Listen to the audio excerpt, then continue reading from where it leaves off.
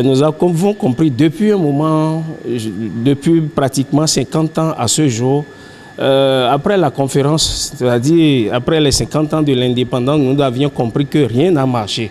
Il n'y a pas eu une évolution sur tous les plans.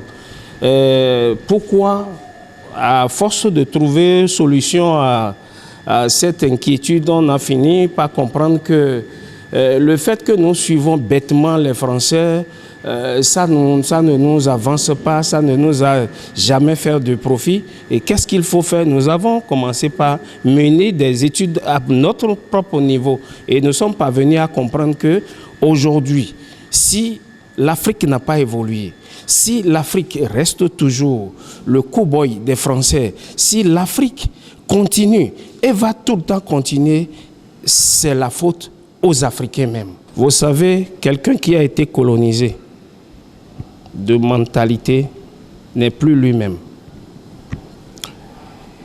Si les Africains même ne réfléchissent pas à leurs propres problèmes, à eux-mêmes d'abord, et aux problèmes qui les minent, la situation va tout le temps demeurer.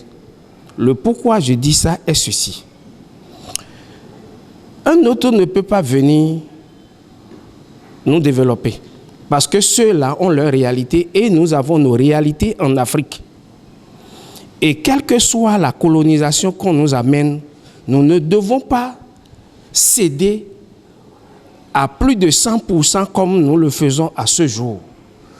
Quand je dis céder à plus de 100%, si vous allez dans les pays qui ont connu des développements, qui ont connu leur souveraineté, vous allez constater que c'est des pays qui ne se sont pas départis de leurs coutumes. Ils sont restés égaux. Ils ont accepté la colonisation, mais ils ont gardé leurs coutumes jusqu'à l'instant où je vous parle.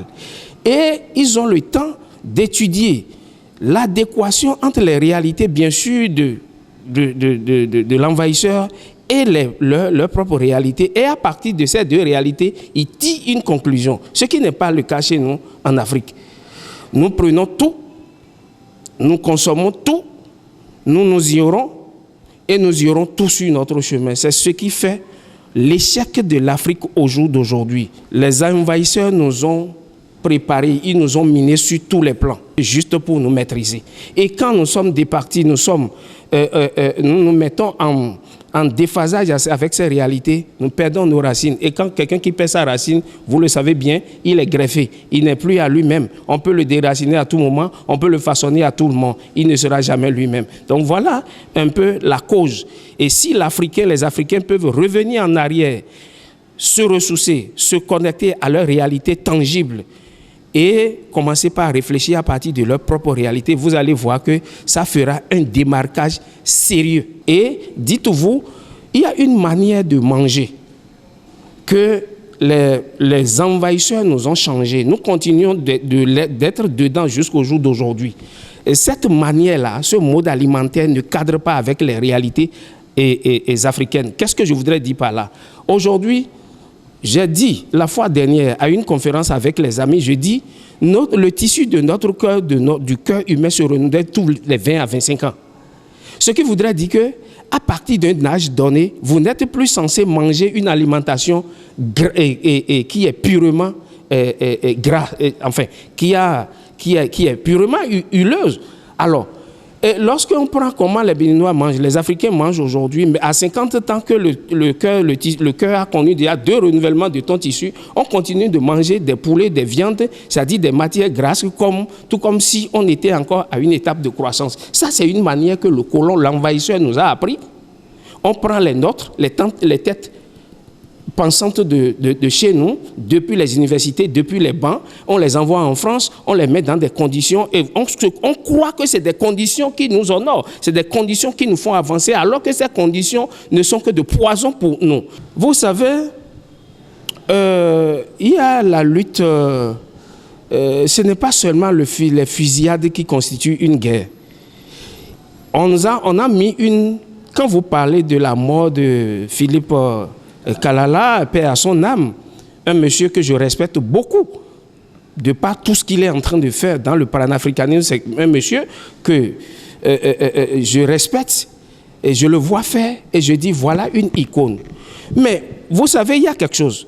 Lorsque vous voulez faire avec un adversaire et rapidement vous ne mettez pas l'adversaire à une...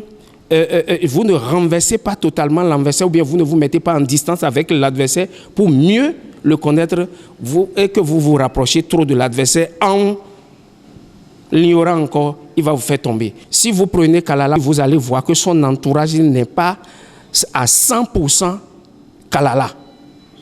Il y a toujours des brebis galeuses, c'est-à-dire il y a toujours des Judas.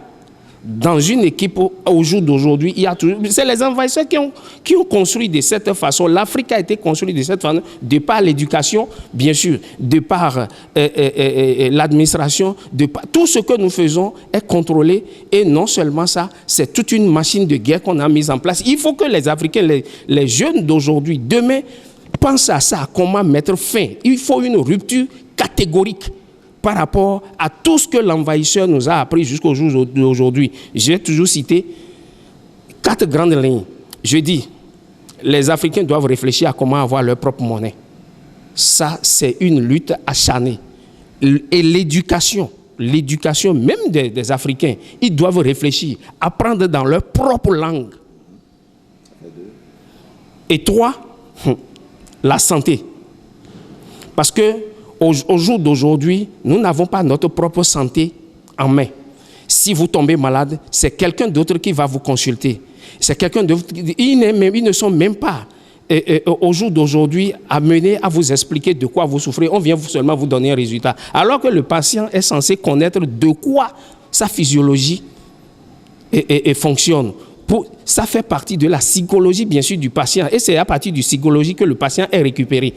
Le côté sanitaire est beaucoup. Jusqu'au jour d'aujourd'hui, aucun présidentiel n'est venu et qui s'est prononcé sur ça. On se met toujours dans la peau de l'occidental, alors que ça ne nous a jamais... La preuve, vous avez beaucoup allé dans les hôpitaux pour aller voir. Vous allez constater cette flambée, bien sûr, des malades, des patients par-ci, par-là, et des morts, des cadavres par-ci, par-là. Donc, ça justifie déjà que le secteur de la santé est aussi primordial pour les Africains. Quatrièmement, pour finir, c'est que les Africains même doivent se dire, personne d'autre ne doit réfléchir à notre place, mais c'est à nous-mêmes de réfléchir par rapport à nos réalités et de nous mettre à l'action et non compter sur d'autres. Paix à son âme, le président Kérékou l'a dit, comptons d'abord sur nos propres forces. Ce qui n'est pas le cas aujourd'hui. On continue de tendre la main aux Occidentaux. Quand est-ce que vous allez faire? Quand quelqu'un vous jette une pièce, quand quelqu'un vous jette un grain, sachez que celui-là, vous devenez son esclave à jamais.